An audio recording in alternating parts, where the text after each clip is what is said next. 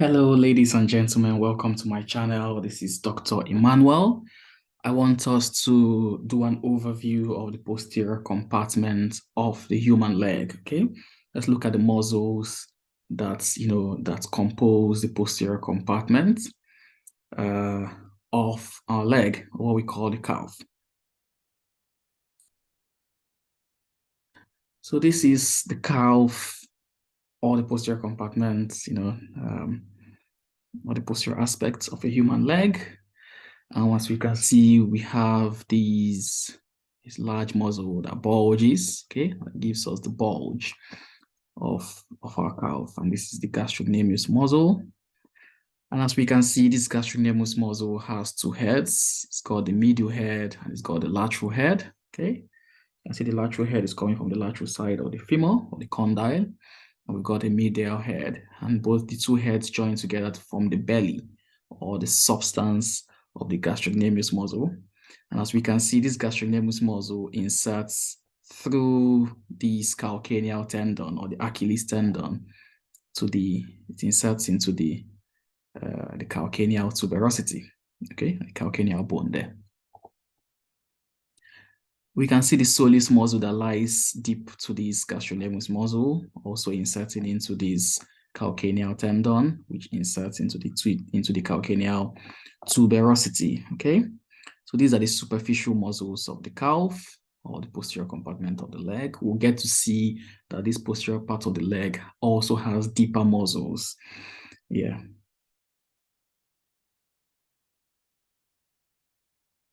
And just before we move to the next slide, above the lateral head of the gastrocnemius, we can see this plantaris muscle, this slender muscle. Okay, it's called the plantaris muscle. It goes all the way. And there is the tendon of the plantaris muscle, the plantaris tendon, which also inserts, joins this calcaneal tendon to insert into the calcaneal tuberosity. And as we said, the calcaneal tendon is otherwise called the Achilles tendon or the tendo Achilles. We can see some of the tendons. This is flexor digitorum longus tendon. That's the tibialis posterior tendon. You can see them on the medial aspect or the tibial aspect of the ankle. Okay. We can see the fibularis longus and fibularis brevis tendons, which are muscles of the lateral compartment or the peroneal compartment of the leg. So we wouldn't be talking about those today. We'll talk about those in a different video. So let's move on. This is a real human leg, a cadaveric leg, and in this cadaveric dissection, which I extracted from Google. So this image is extracted from Google. The other images in this presentation are actually extracted from, Atlas of Human Anatomy by Frank Netters0. So in this cadaveric dissection, we can see the gastrocnemius muscle there. We can see deep to this gastrocnemius is the soleus muscle. So we can see the soleus. Okay, we can see the gastrocnemius, and you can see that the gastrocnemius and the soleus insert into this calcaneal tendon or tendo Achilles. Okay, which inserts into the calcaneal tuberosity, or you say the tuberosity of the calcaneal bone. And on the deeper side, we can see other muscles. So these muscles here, we'll have the tibialis posterior muscle, okay? So we'll have the flexor digitorum longus, and in the middle, we'll have the tibialis posterior, and the other side, we'll have the flexor hallucis longus. We'll get to see them. But this just makes it look more real, seeing a cadaveric image makes it look more real. So this slide or this image is actually extracted from, also the Atlas of Human Anatomy by Frank Netters0. So we'll just run through the proximal and distal insertion, proximal and distal attachments of these muscles. Otherwise, you can say the origin and the insertion of these muscles. So the gastrocnemius muscle has a lateral head and a medial head, and the lateral head arises from the lateral aspect of the lateral condyle of the femur. It has a medial head that comes from the popliteal surface, popliteal surface or you can just say from the posterior aspect of the medial condyle of the femur. And the insertion is to the posterior aspect of the calcaneus or the calcaneal tuberosity via the calcaneal tendon, and the tibial nerve innervates this gastrocnemius muscle. So the tibial nerve actually innervates all the muscles or the posterior aspect of the leg. You can see tibial nerve, all of them are innervated by the tibial nerve. The gastrocnemius majorly plantar flexes the ankle, and because it traverses the knee joint, it contributes, it assists in flexion of the knee joint also. That's the soleus muscle from the posterior aspect of the head of the fibula, the proximal fourth of the posterior surface of the fibula, and from the soleal line of the tibia. So there's a line, a ridge, a curved ridge on the posterior aspect of the tibia called the soleal line, from which the soleus muscle originates, attaches proximally. And the soleus also inserts, into the calcaneal tuberosity via the calcaneal tendon. Soleus muscle is also innervated by the tibial nerve, and it also flexes the ankle and stabilizes the leg. The plantaris muscle, as we saw the plantaris muscle in the previous image, okay, coming from just above the lateral head of the gastrocnemius.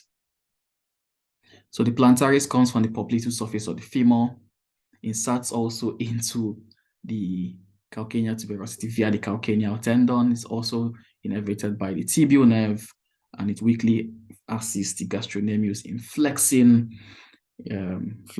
plantar flexing your wrist, your ankle. Plantar flexing your ankle, okay? We'll get to see there are deeper muscles. Maybe we should come back to this slide again. Let's just have a pictorial appreciation of these superficial muscles, the gastrocnemius soleus and the plantaris muscle.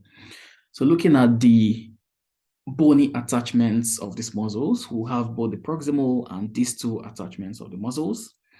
Let's start with the plantaris. So we can see the plantaris muscle coming from, this is the popliteal surface, the lateral aspect of the popliteal surface. Someone might want to say the supracondylar ridge, or the supracondylar ridge, actually the lateral aspect there. So lateral aspect of the popliteal surface of the femur, you have a plantaris muscle originating, okay? And this plantaris muscle runs all the way, it spans from this fibular aspect, runs medially, and then it joins the calcaneal tendon to insert here. So the soleus gastrocnemius muscle and the plantaris muscle insert into this calcaneal tuberosity, okay, via the Achilles tendon. So that's how they insert. And then right there on the lateral condyle of the femur, we can see the lateral head of the gastrocnemius muscle, okay, originating.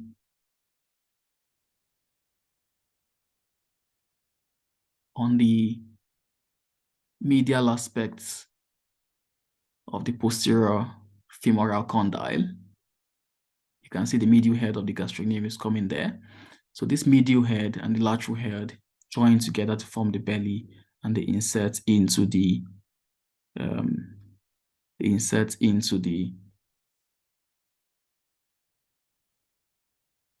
calcaneal tuberosity.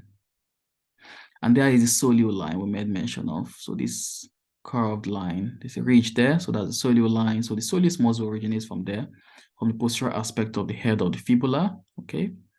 And the upper 1/4, the posterior aspects of the fibula. So all the way this way, from the soleal line of the tibia, fibula head, upper 1/4 of the posterior aspect or posterior surface of the fibula, soleus muscle originates and then inserts via the calcaneal tendon there.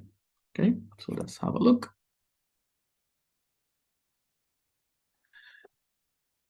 That's our plantaris muscle coming from the lateral aspect of the posterior, lateral aspect of the popliteal fossa. Actually looks more like from the supracondylar ridge, originates a small muscle, and it has a very long, slender tendon that joins the Achilles tendon. Okay, so that's it. the plantaris. And this is the soleus muscle. It's large, okay, coming from, I see the attachments to the head of the fibula, okay. It also originates from the upper 1/4 of the fibula there. Let's go back. And from the soleal line of the tibia, and it has a very large belly, okay, contributes massively to the substance of your calf, and also inserts via this Achilles tendon to the tibial, to the Achilles, to the calcaneal tuberosity.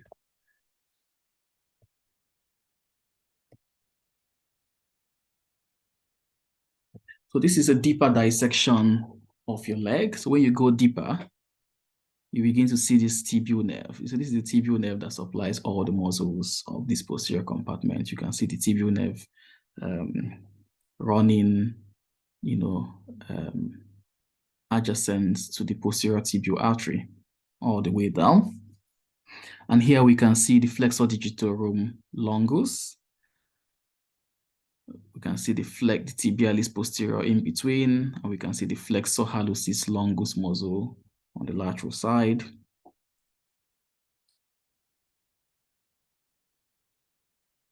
So going back to this image, the flexor digitorum longus originates from the posterior surface, from the middle half of the posterior surface of your tibia, okay? Flexor digitorum longus. And then it inserts, we'll find the insertion, flexor digitorum longus, it inserts into the base of the distal phalanges of the second, third, fourth, and fifth toes, okay, or the lateral four toes. So it comes here, from here, then inserts into the distal phalanges. So what it does is that the principal function is to flex these four phalanges, the second to fifth toes. It flexes all the joints there, and also contributes in plantar flexion of the ankle joint. It's also innervated by the tibial nerve. Right in the middle is the tibialis posterior muscle.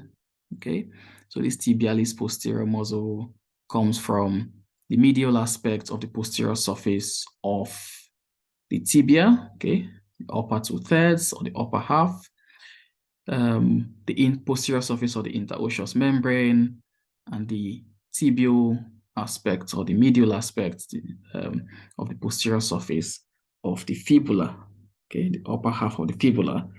The tibialis posterior originates from there, and it has a broad insertion. It inserts into the navicular bone, the cuboid bone, the medial, intermediate, and lateral cuneiform bones. Okay, and we can also see it inserts into the base of the second, third, and fourth metatarsal bones. Okay, so it inserts into the navicular, into the medial, intermediate, lateral cuneiforms. It also inserts into the cuboid, into the base of the second, third, and fourth metatarsal bones. And what it does essentially, it contributes, strongly to the flexion, plantar flexion of your ankle joints. Okay, tibialis posterior. It also contributes to major lesion flexion, in addition to the muscles that insert into the calcaneal tuberosity. So on the lateral aspect, we have the flexor hallucis longus, as the name implies. It flexes, in this case, plantar flexion, okay? So it flexes the big toe, which is the hallux, and is a long muscle, because we'll also get to see the flexor hallucis brevis, as well as the flexor digitorum brevis, which are intrinsic muscles of the foot. We'll get to see those. So the flexor hallucis longus originates from the lower half of the posterior aspect of the fibula, okay, and inserts into the base, into the plantar surface of the base of the plantar surface of the base of the distal phalanx of your big toe. So that's a long way of describing it, isn't it? The plantar surface of the base of the distal, distal phalanx of the big toe. Okay, that's where it inserts. And as the name, as the name implies, we've discussed the name, but if looking at where it inserts, when there's a contraction of the muscle, it's going to flex the interphalangeal joints of the big toe. Likewise, it's going to flex the metatarsophalangeal joints, and and it's also going to contribute in the flexion of the ankle joint because it traverses the ankle joint.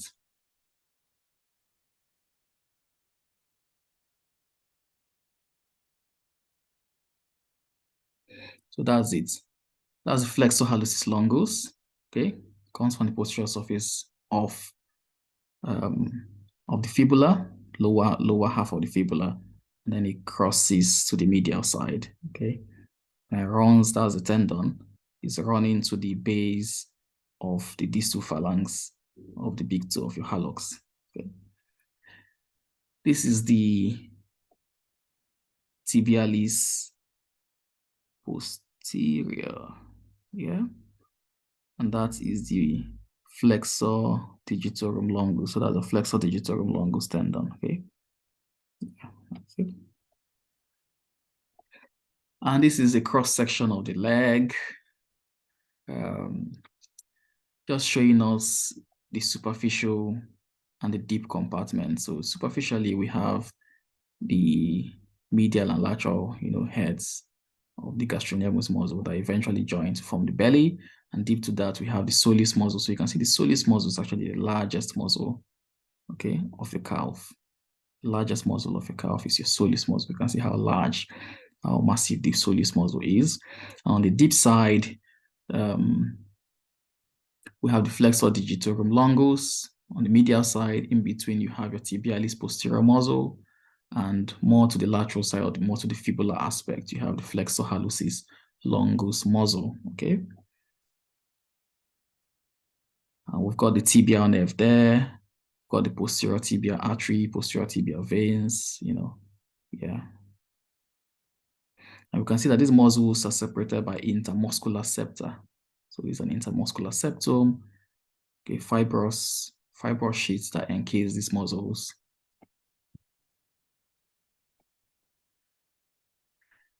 So to round off, let's use this image to round off. Starting from the top, we've got the plantaris muscle, originates from there, the lateral aspects of the popliteal fossa, okay? And then it runs this way towards the medial aspects of the leg, and then inserts via the calcaneal tendon into these calcaneal tuberosity. We've got the lateral head of our gastrocnemius that originates from the lateral aspect of the lateral femoral condyle, or the lateral and posterior aspect of the lateral femoral condyle. We've got the medial head of the gastrocnemius that originates from the posterior aspect of the medial femoral condyle, and these two heads join together to form the substance of the gastrocnemius muscle, which inserts via the calcaneal tendon into the calcaneal tuberosity. Oh yeah, we missed one muscle. We've got the popliteus muscle just before we end. Before we forget that, we've got the popliteus muscle, which is also a deep muscle that originates from this lateral aspect of the lateral femoral condyle and then inserts into the posterior aspect of the tibia above the soleal line. So this is the soleal line, and then above the soleal line, we've got the popliteus muscle inserting. Okay, so we nearly missed that. It's cool we found it out. So that's the popliteus muscle. Also innervated by the tibial nerve. Okay, yeah. It's also innervated by the tibial nerve. And the action is that it weakly flexes the knee, and it unlocks the knee when the femur rotates on the tibia. So if you have your foot, placed on the ground, and you're trying to swing your trunk left and right, your femur will be rotating, on your fixed tibia. So the plantaris muscle helps to unlock your knee, allows your knee to make that movement. Okay, so that's what the popliteus muscle, does.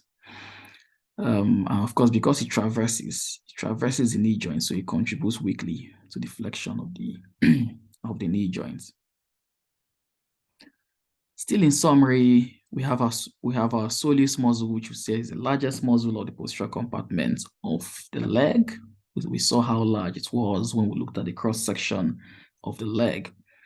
So it originates from the soleal line of the posterior aspect of the tibia, also comes from the posterior surface of the fibular head, and from the posterior surface of the upper 1/4, okay, of the fibula. Quite an extensive origin. And then it inserts via the calcaneal tendon into the calcaneal tuberosity. And when you pull that, of course, it's going to plantar flex the ankle joints. And the soleus muscle is also innervated by the tibial nerve, okay? Then going into the deeper compartments, we've seen the popliteus muscle that helps in, contributes to flexing the knee joints. And we said when this tibia is fixed, it unlocks the joint so that this femur can rotate on the fixed tibia. Popliteus muscle also supplied by your tibial nerve. And then going into further down on the deeper dissection, we have the flexor digitorum longus, okay,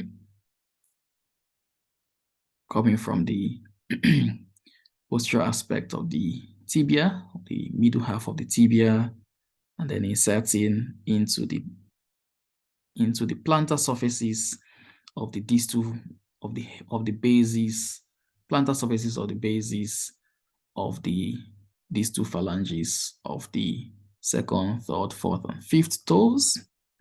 And then what it does is that it flexes all the joints of these toes and also contributes to inflection of the ankle joints. Flexor digitorum longus is also innervated by your tibial nerve. We've got the tibialis posterior muscle from the